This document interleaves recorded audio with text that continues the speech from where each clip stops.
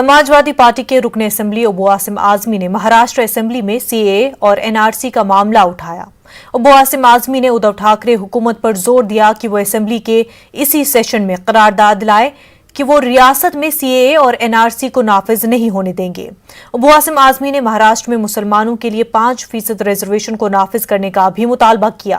अबू आसिम आजमी ने मालेगांव बम धमाका केस में एनआईए पर जानिबदारी बरतने का इल्जाम आयद किया।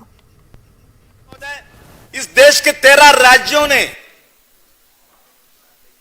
बिहार जहां बीजेपी शामिल है नीतीश कुमार की सरकार के साथ, वहां भी एनआरसी और सीएए के खिलाफ हाउस के अंदर रेजोल्यूशन पास हुआ है कि हमारे राज्य में सीएए एनआरसी लागू नहीं होगी। मेरे मुख्यमंत्री जी ने भी कहा था, मैं डेलीगेशन लेकर गया था, सत्तार भाई सुन लो आप भी, और सबके सामने कहा था मेरे मुख्यमंत्री जी ने कि मेरे राज्य में सीएए एनआरसी लागू नहीं होगी।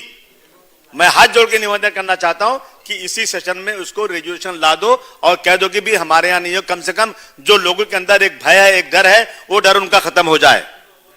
ठाकुर प्रज्ञा सिंह पुरोहित का केस चल रहा है और इस केस में जो 2008 में ब्लास्ट हुआ था मालेगांव के अंदर, उस ब्लास्ट के अंदर 6 मुसलमान मारे गए थे, कई सैकड़ों लोग जख्मी हुए थे। इसमें 2 चार्जशीट आई है, एक चार्जशीट एटीएस ने दिया है, दूसरी चार्ज एनआईए ने दिया है। रोहिणी सालियान नाम की पब्लिक प्रोसिक्यूटर ने खुलेआम प्रेस में कहा कि मुझे प्रेशर है कि मैं इसमें इनके जितने एक्यूज है प्रज्ञा सिंह, पुरोहित, पांडे और ये लोगों के खिलाफ मैं नरमी करूं, नरमी से जाऊं, और उसको निकाला गया प्रोसिक्यूशन से। अब एनआईए 162, सुनिए अध्यक्ष महोदय, बहुत सुनने की बात है, 162 गवाह जा चुके हैं। एक गवाह ने भी प्रज्ञा सिंह ठाकुर वगैरह के खिलाफ एक भी विटनेस नहीं लाया। मैं निवेदन कर रहा हूं कि एटीएस जिसने चार्जशीट बनाई थी, एटीएस कोर्ट में नहीं जा रही है, वकील परेशान है। सरकार एटीएस को भेजे, जो उन्होंने चार्जशीट बनाई है गवाहों को ले जाए ताकि इंसाफ हो सके और हमारे हेमंत करकरे साहब, शहीद हेमंत करकरे की रूह को शांति मिले कि मैंने जो काम किया था वो सही किया था। लेकिन कुछ लोगों की ये नीयत है कि इन सबको छोड़ दिया जाए, इंसाफ बरकरार रहना चाहिए इस देश का, महाराष्ट्र में। ये मेरी मांग है। बहुत धन्यवाद, आपने बोल लिया था, बहुत शुक्रगुजार आपका। आयशा खुदकुशी केस में पुलिस ने मफरूर शौहर आरिफ खान को गिरफ्तार कर लिया है। उसे राजस्थान के पाली से गिरफ्तार किया गया है। ताहम पुलिस को आरिफ खान का मोबाइल अब तक नहीं मिला है। पुलिस इसके मोबाइल की तलाश में जुटी हुई है। वाजरा है कि अहमदाबाद की रहने वाली आयशा बानो ने जहेज के नाम पर ससुराल वालों के तानू और घरेलू तशद्दुद से तंग आकर 25 फरवरी को खुदकुशी कर ली थी। उसने खुदकुशी करने से कब्ल एक दर्द भरा वीडियो पैगाम भी शेयर किया था जो वायरल हुआ। All India Muslim personal law board ने घरेलू तशद्दुद से तंग आकर अहमदाबाद की आयशा की खुदकुशी पर अफसोस का इजहार किया है। बोर्ड ने एक बयान जारी करते हुए कहा कि आयशा की खुदकुशी ने हिंदुस्तान भर के मुसलमानों को गहरे सदमे से दो चार किया है। Muslim personal law board women's wing ने जहेज की लानत और इज्तिमाई सतह पर मुसलमानों की मुजरिमाना गफलत की मजम्मत की है। डॉक्टर अस्मा जोहरा ने कहा है कि जहेज के नासूर और बेजा मुतालबों ने एक मासूम बेटी को निगल लिया, जिसकी जितनी मजम्मत की जाए कम है। उन्होंने कहा कि जहेज की लानत मुआशरे में सरायत कर चुकी है। दुल्हन के वालिदैन से नकद रकम का मुतालबा, फर्नीचर और गाड़ियों की फरमाइश और महंगी दावतों के लिए दबाव डालना एक आम रस्म बन चुका है, जिसकी वजह से बच्चियां पिस रही हैं। लेकिन इसके अजाले और खात्मे के लिए कोई मुनज़्ज़म तरीका पेश करने से समाज और मुआशरा आजिज है। उन्होंने ये भी कहा कि बिलाशुबा खुदकुशी इस्लाम में हराम है, लेकिन क्या इस जालिमाना निज़ाम के खात्मे के लिए, जिससे खुदकुशी की मज़मूम राह हमवार होती है, संजीदा जायजा और ठोस इक़दामात जरूरी नहीं है?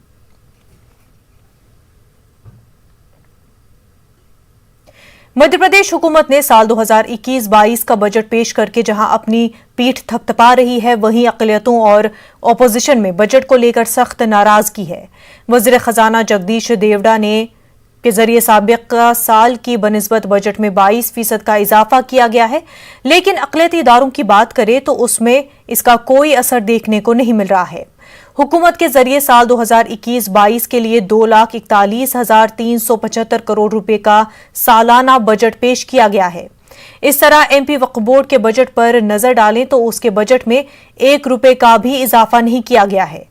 गुज़िश्ता साल भी वक्फ बोर्ड का बजट 3 करोड़ था। इस बार भी हुकूमत ने उसका वही बजट बरकरार रखा है।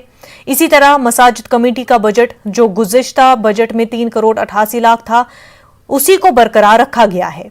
हज कमेटी का बजट जो गुज़िश्ता साल 1 करोड़ 86 लाख 90 हजार था, उसमें तखफीफ करते हुए 1 करोड़ 80 लाख रुपए कर दिया गया है। मदरसा बोर्ड के बजट में भी 1 रुपए का इजाफा नहीं किया गया है। बजट पर साबिक सीएम कमलनाथ और भोपाल एमएलए आरिफ मसूद कुछ इस अंदाज में अपने ख्यालात का इजहार करते हैं। देश का किसान कर्जदार, युवा हो गया बेरोजगार, आम जन पर महंगाई की मार, व्यापारी पर करों का भार, कर्मचारियों को भूल गई सरकार, संवेदनशीलता का हो रहा झूठा प्रचार, जुमलों और घोषणाओं की सरकार, यही है इस बजट का सार। हम विरोध इसलिए कर रहे हैं कि आपने सर्वहारा वर्ग की बात करी है, सबका साथ सबका विकास, लेकिन आप अल्पसंख्यक विभाग की अनदेखी कर रहे हैं। ऐसा मुझे अंदेशा है और ये अंदेशा मुझे लगता है कि इस तरह का हालात हमारे अल्पसंख्यक विभागों के साथ होंगे। और जिस तरह से आज बजट पेश हुआ वो बजट निराशा वाला था। अल्पसंख्यक संस्थाओं में उन्होंने कोई इजाफा नहीं करा, बल्कि 1-2 संस्थाओं में कटौती कर दी है। हमने जो बजट बढ़ाकर दिया था, तो इनको चाहिए था कि जब आत्मनिर्भर मध्य प्रदेश का नारा लेकर आए, तो आत्मनिर्भर प्रदेश बनाने के लिए एक वर्ग को अलग रखना ही क्या आत्मनिर्भर कहलाता। मध्य प्रदेश हुकूमत के बजट को मुस्लिम तंजीमों ने मायूस कुन करार दिया है। हमारे नुमाइंदे मेहताब आलम ने बजट को लेकर आम लोगों से खास बातचीत की है। हुकूमत ने 2021-22 का बजट पेश कर दिया है। सरकार का दावा है कि सर्वहारी बजट है, सबका ख्याल रखा गया है। इस पर हमारे साथ भोपाल की आम जनता हमारे साथ खड़ी। आइए उनसे जानते हैं कि आप लोगों ने बजट देखा, कैसा लगा? बहुत ही निराशाजनक बजट है और गरीबों की थाली से भोजन चला गया है। हम लोगों के हलक में जो है निवाला अटक गया है। इतना ख़राब बजट आया है जिसकी हम कल्पना नहीं कर सकते। नए स्कूल खोले जाएंगे, मेडिकल कॉलेज खोले जाएंगे, फिर नाराज़गी किस बात की है? देखिए, बजट से जो आया है वो बजट है खोदा पहाड़ निकला चूहा। जनता को इस बजट से बड़ी उम्मीदें थी कि मध्य प्रदेश की सरकार इस बजट के अंदर जो टैक्स मध्य प्रदेश में लगने वाले हैं वो कम होंगे, जिससे कि पेट्रोल डीजल जो आज 100 रुपये और 90 रुपये बिक रहा है, उससे उस जनता को राहत मिलेगी।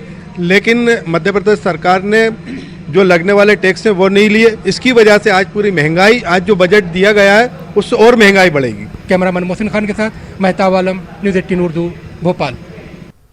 ख्वाजा यूनुस कत्ल मामले की अगली समाअत 18 मार्च को बॉम्बे हाई कोर्ट में होगी। ख्वाजा यूनुस कत्ल मामले में मुलविस 4 पुलिस वालों की मुलाजमत पर बहाली के मुंबई पुलिस कमिश्नर के खसूसी हुक्म को ख्वाजा यूनुस की वालदा की जानिब से जमीयत उलमा महाराष्ट्र ने मुंबई हाई कोर्ट में चैलेंज किया है। इससे कबल जमीयत उलमा ने मुंबई पुलिस कमिश्नर के खिलाफ मुंबई हाई कोर्ट में तौहीन अदालत की अर्जदाश भी दाखिल कर चुकी है। जमीयत उलमा महाराष्ट्र ने लीगल सेल ने वाजे किया है कि ख्वाजा यूनुस एनकाउंटर मामला इंसानी हुकूक की पामाली का मामला है। जमीयत कातिलों को कैफर किरदार तक पहुंचाने की मुकम्मल लड़ाई लड़ेगी। पुलिस कमिश्नर ने जो कातिल पुलिस वाले थे, एक सब इंस्पेक्टर और 4 पुलिस वाले, उनको दोबारा मुलाजिमत पर रख लिया। लिहाजा ख्वाजा यूनुस की वालदा ने उसमें 2 मुकदमा बम्बई हाई कोर्ट में दाखिल किए। एक तो था तौहीन अदालत का कि चूंकि बम्बई हाई कोर्ट ने उनको मुलाजिमत से बर्खास्त करने का ऑर्डर दिया था उस वक्त तक जब तक के मुकदमे का फैसला न हो, और मुकदमे के फैसला होने से पहले ही उनको मुलाजिमत पर रख लिया गया। तो एक तो मुकदमा उसकी वालदा ने ये किया है जमीयत उलमा की मारिफत के तौहीन अदालत की गई है, और दूसरा मुकदमा बम्बई पुलिस कमिश्नर पर इसलिए किया गया है कि उसको उन्होंने दोबारा सर्विस में बहाल किया है, जो कानूनन गलत बात है। MIM ने आज 63वां यौम तासीस मनाया। हैदराबाद में पार्टी हेडक्वार्टर पर असदुद्दीन ओवैसी ने परचम कुशाई की। इस मौके पर पार्टी लीडर्स और कारकुनों की कसीर तादाद मौजूद थी। असदुद्दीन ओवैसी ने पार्टी को मजीद मजबूत बनाने का कारकुनों को मशवरा दिया। आज मजलिस इत्तेहादुल मुस्लिमीन को अल्हम्दुलिल्लाह मुल्क की सियासत में एक मुनफरिद मुकाम अता किया है। मजलिस इत्तेहादुल मुस्लिमीन का ये लंबा सियासी सफर कोई आसान सफर नहीं रहा है और ना ही आइंदा 63 साल हो या 100 साल हो वो सफर आसान रहेगा।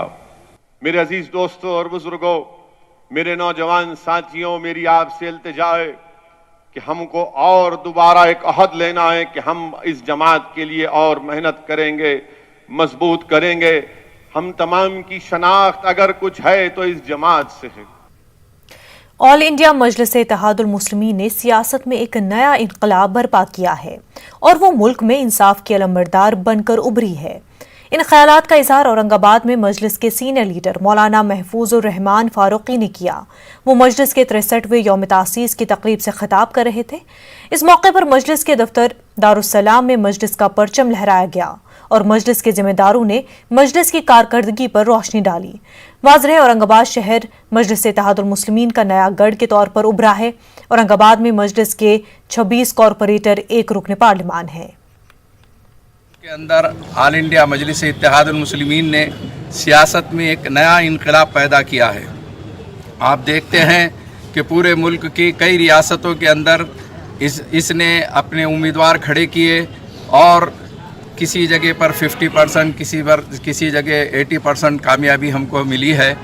आज बड़ी तादाद में तमाम ताल्लुक़ जात के तमाम अध्यक्ष, यहाँ के मुहिबान मजलिस और तमाम सीनियर लोगों के मौजूदगी में जो है तो परचम कुशाई का ये अमल आज अमल में आया है। यहाँ पर ये एक परचम कुशाई करने का मकसद ये है कि जिस तरीके से दीगर पार्टी अपने अपने कामों को और अपने अपनी पार्टी के चीज़ों को लेकर आगे आती है, उसी तरीके से मजलिस ने भी अपना एक परचम कुशाई औरंगाबाद शहर में हम लोगों ने लोगों के दिलों में अपना परचम लहराया है। तो एक परचम आज दारुस्सलाम पर भी लहराया गया। तो मैं तमाम मुहिबान मजलिस को मुबारकबाद देता हूँ कि आज मजलिस को एस्टैब्लिश होकर 63 साल हो गए हैं। नांदेड़ में ऑल इंडिया मजलिस इत्तेहादुल मुस्लिमीन का 63वां यौम तासीस निहायत जोश व खरोश के साथ मनाया गया। नांदेड़ में मजलिस के साबिक रियासी सदर सईद मुईन और उनके साथियों की जानिब से आज परचम कुशाई की तकरीब मुनक्किद हुई।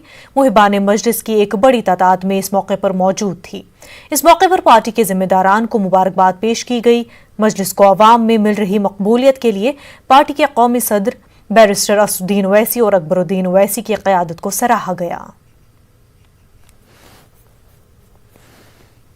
पूरे हिंदुस्तान के मुसलमानों के लिए, मुहिबान मजलिस के लिए, ओहदेदारान के लिए, मजलिस के चाहने वालों का एक खुशी का दिन है। मजलिस इत्तेहादुल मुस्लिमीन का आज 63वां यौम तासीसी मनाया जा रहा है महाराष्ट्र नांदेड़ में, और इस मौके पर मैं तमाम मुहिबान मजलिस को मुबारकबाद पेश करता हूँ। और फ़ख्र मिल्लत अहले रहमा की जो दूरंदेशी थी, आज उस दूरंदेशी को पूरा हिंदुस्तान और ख़ास तौर से हिंदुस्तान का अक़लियती तबक़ा, मुसलमान, दलित, ओबीसी, एसटी और आदिवासी सलाम कर रहे हैं। मोदी हुकूमत की जानिब से की गई 2 दिनों की 4G स्पेक्ट्रम की नीलामी अब खत्म हो गई है। 5 साल बाद टेलीकॉम स्पेक्ट्रम की नीलामी हुई। इस नीलामी में रिलायंस जियो को सबसे बड़ा स्पेक्ट्रम हासिल हुआ है। वजारत टेलीकॉम ने बताया कि रिलायंस जियो सबसे बड़ा खरीदार रहा, जिसने कुल 57,122 करोड़ 65 लाख रुपए का स्पेक्ट्रम हासिल हुआ है। जदीद तरीन स्पेक्ट्रम मुस्तकबिल में 5G के खदमात मुहैया करवाने में मुआवन साबित होगी। नया स्पेक्ट्रम 2250 मेगाहर्ट्ज से ज्यादा का है, जिसमें टेलीकॉम सिग्नल्स मौजूद है।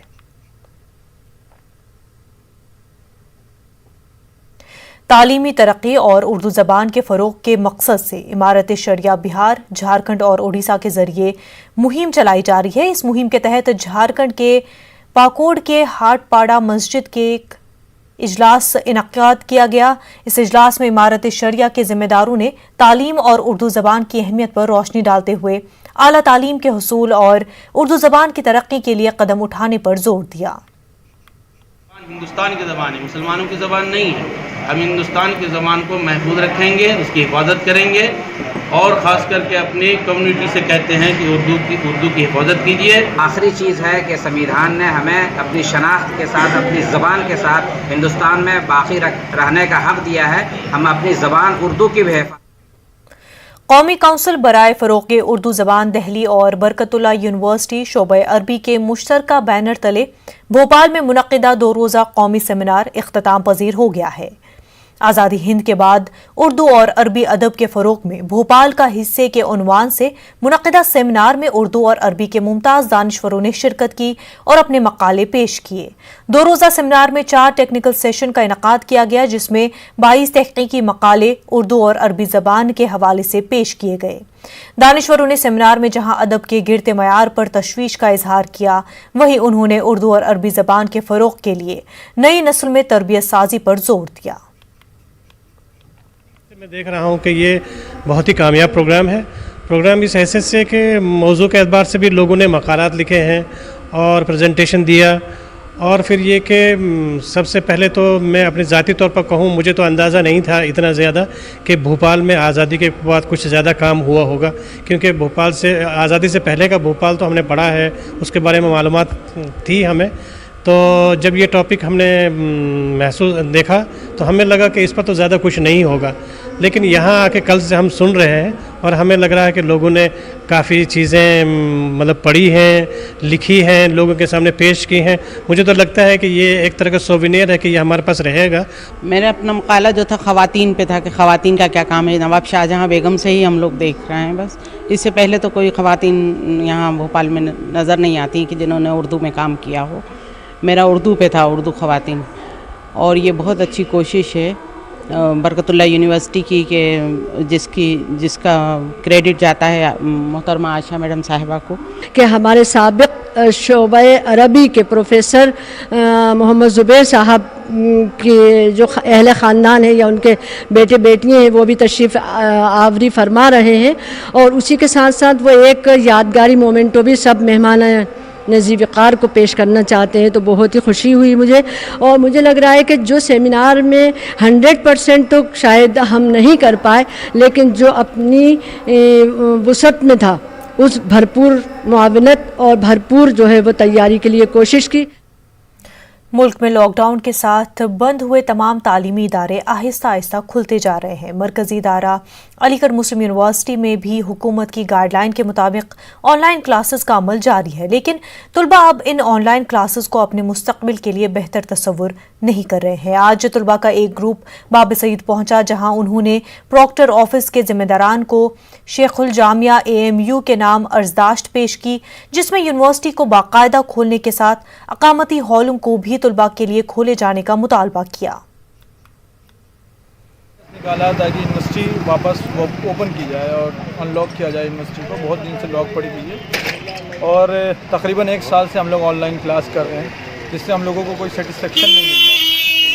मैं कहना चाहूँगा कि हमारे जो बुज़ुर्ग हैं जिन्होंने इस यूनिवर्सिटी को बनाया है, उन लोगों ने पहले दिन से ये इंतज़ाम कर रखा है यहाँ पे एकोमोडेशन का, रिहाइश का, ताकि स्टूडेंट यहाँ जो है हॉस्टल में रहें और कुछ अच्छा सीखें, आइडियाज़ चेंज करें, एक दूसरे से मिलें, असातिज़ा से मिलें, उनके मशवरे से फ़ायदा उठाएं, उनकी गाइडिंग में काम करें। लेकिन ये सारी चीज़ें हो नहीं पा रही, और हमारा जो इंतज़ामिया है, हमने इससे पहले भी उनको एक आध मरतबा मेमोरेंडम दिया है, लेकिन कोई ख़ास तवज्जो वो लोग इस जानिब दे नहीं रहे हैं, जिसको लेकर हम तलबा की भी बहुत नाराज़गी है। और हम आज उन लोगों को एक मरतबा वापस ये अल्टीमेटम दे रहे हैं कि अगर जो उन्होंने एक आध दिन में इस जानिब कोई तवज्जो दी तो ठीक है, वरना हम जो है डेमोक्रेटिक तरीके से इससे बड़े तौर पर अपना। औरंगाबाद म्युनिसिपल कॉरपोरेशन की जानिब से आज शहर के गुंजान कारोबारी इलाके गुलमंडी में नाजायज़ कब्जाजात हटाए गए। मकामी लोगों का कहना है कि बगैर किसी पेशगी इतला के ये कार्रवाई की गई है। इसी तरह कॉरपोरेशन की कार्रवाई को बदले की कार्रवाई के तौर पर भी देखा जा रहा है। गुज़िश्ता रोज इसी इलाके में म्युनिसिपल कॉरपोरेशन के कुछ एहलकारों के साथ हाथापाई हुई थी, जिसके बाद आज ये कार्रवाई हुई है। मकामी लोगों का इल्जाम है कि सरकारी हुकाम ने इस वाक़ये की सजा मकामी व्यापारियों को दी है, जो किसी भी लिहाज से मुनासिब नहीं।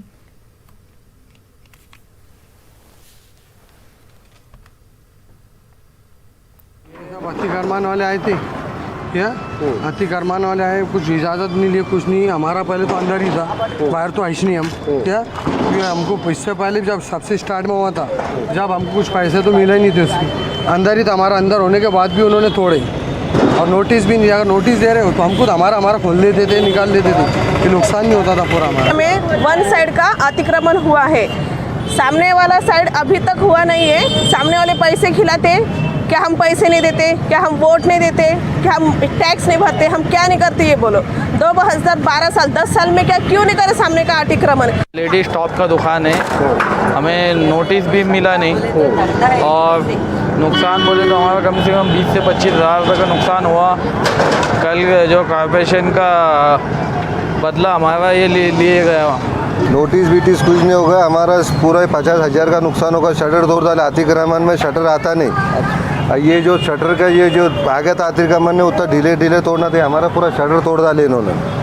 अभी महानगर पालिका वाले भर के देंगे क्या? अच्छा मास्टर प्लान भी होगा एक ही तरफ का होगा, सामने वालों का कुछ होया नहीं, क्या नहीं, क्या ये राजकीय कारण है क्या इसमें?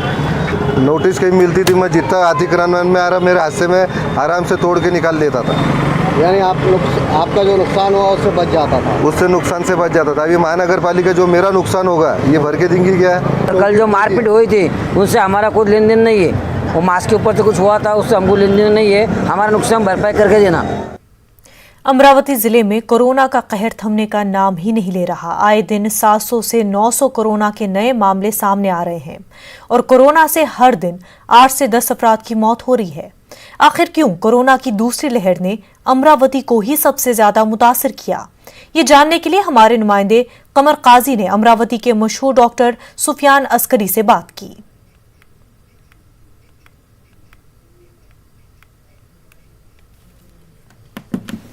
अमरावती में दिन ब दिन कोरोना मरीजों की तादाद में इजाफा होता जा रहा है, जिसको लेकर शहर में दहशत का माहौल है। यही वजह है कि अमरावती शहर में 8 दिनों का लॉकडाउन लगाया गया है। ऐसे में मरीजों की तादाद में दिन ब दिन इजाफा क्यों होता जा रहा है, ये जानने के लिए हमारे साथ अमरावती शहर के मारूफ डॉक्टर सुफियान अस्करी साहब है। आइए उनसे जानते हैं कि आखिर अमरावती में इतने कोरोना मरीज कहाँ से आ रहे हैं और क्या वजह है इसकी कि कोरोना की दूसरी लहर सबसे ज़्यादा अमरावती को मुतासिर कर रही है। बताइए डॉक्टर साहब, क्या वजह है कि अमरावती में ही सबसे ज़्यादा कोरोना के क्यों मरीज पाए जा रहे हैं? देखिए, सबसे पहले तो ये है कि अमरावती में कोरोना की सेकेंड लहर है। पेशेंट्स क्योंकि बहुत बढ़ गए, डेली के अराउंड 700-800 या उससे भी बड़ा नंबर निकल रहा था। ये नंबर क्यों निकल रहा था इतना, इसमें थोड़ा सा ये हमारी लापरवाही की वजह से हो गया कि जो हमने जितना मैक्सिमम शादियाँ हुई, लोगों के कॉन्टैक्ट्स हुए, उसमें ये पेशेंट्स बढ़े। इसकी एक दूसरी हाइपोथेसिस ये भी है कि अमरावती में शायद एक नया स्ट्रेन आ गया जो पहले यूके या साउथ अफ्रीका में पाया गया था। इसकी अभी तक हालांकि सरकारी एजेंसियों से पुष्टि नहीं हुई, लैब में अभी इसकी जांच शुरू है। लेकिन अगर ये दूसरा स्ट्रेन अमरावती में आया था तो ये चीज़ इसको एक्सप्लेन करता है कि अमरावती में इतने ज़्यादा पेशेंट्स बढ़ गए थे, क्योंकि अगर ये नया स्ट्रेन है तो इसकी इन्फेक्टिविटी बहुत ज़्यादा है। पुराना स्ट्रेन से ऐसा था कि घर में अगर 5 लोग हैं तो 2 पॉजिटिव आ सकते थे। इस बार ऐसा है अगर कि 5 है तो 5 के 5 को इन्फेक्ट हो जा रहा है ये, इस वजह से अमरावती में इतनी तादाद बढ़ी है। तो ये थे हमारे साथ डॉक्टर सुफियान अस्करी, जिनका कहना था कि लोगों को एहतियात बरतना ज़रूरी है, तभी जाकर कोरोना जैसी वबा पर काबू पाया जा सकता है। कैमरा पर्सन साकिब के साथ मैं कमर काजी, न्यूज़ 18 अमरावती। दीनी तालीम के साथ असरी उलूम की अहमियत को पेश नज़र रखते हुए जमीयत उलमा हिंद अरशद मदनी ग्रुप ने ज़िला और देहात सतह पर तालीमी मरकज़ कायम करने की हिकमत अमली तय की है। मेरठ में ज़िला और शहर यूनिट की ख़ुसूसी मीटिंग का इनेकाद करते हुए जमीयत के ओहदेदारान और कारकुनान को हिदायत जारी की गई है। तालीमी मरकज़ के साथ मगरबी यूपी के मुख्तलिफ अजला में इलाकाई सतह पर दारुल शिफा कायम करने की तजवीज़ पर भी गौर व फिक्र किया गया। के जितने अहदेदारान हैं जमीयत के कारकुनान, उन सबों को इकट्ठा किया गया था। और जदीद तालीम तो हमारे यहाँ पहले से ही चलती है मदरसों में, तो और उसके ऊपर जोर डाला गया इसे कितनी खूबसूरती के साथ करना है इसको, इस तालीम के ऊपर जोर दिया गया। और जमीयत ये भी चाह रही है कि दारुल शिफा वगैरह दवाखाने भी हों। जो बड़े बच्चे कारखानों में फैक्ट्रियों में रहते हैं, पूरा दिन वो थक जाते हैं वहाँ कहीं। अलीगढ़ की तारीखी नुमाइश सर सैयद अवेयरनेस फोरम के ज़ेर एहतमाम एक सेमिनार बउनवान सर सैयद अहमद खान समाजी खिदमात और वबाई दौर का इनेकाद किया गया, जिसमें बतौर मेहमान खसूसी अलीगढ़ के मेयर मोहम्मद फुरकान ने शिरकत की। सेमिनार में AMU के दानिश्वरों ने सर सैयद अहमद खान की हयात के उन औकात को रोशनी डाली जो उन्होंने समाजी खिदमात में सर्व किए थे।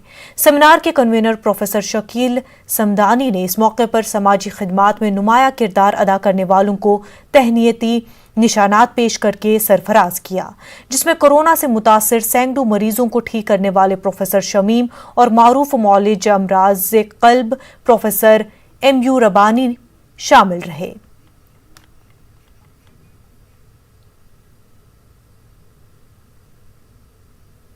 खास बात इंडिया में फिलहाल इतना ही। हमें दीजिए इजाजत। आदाब।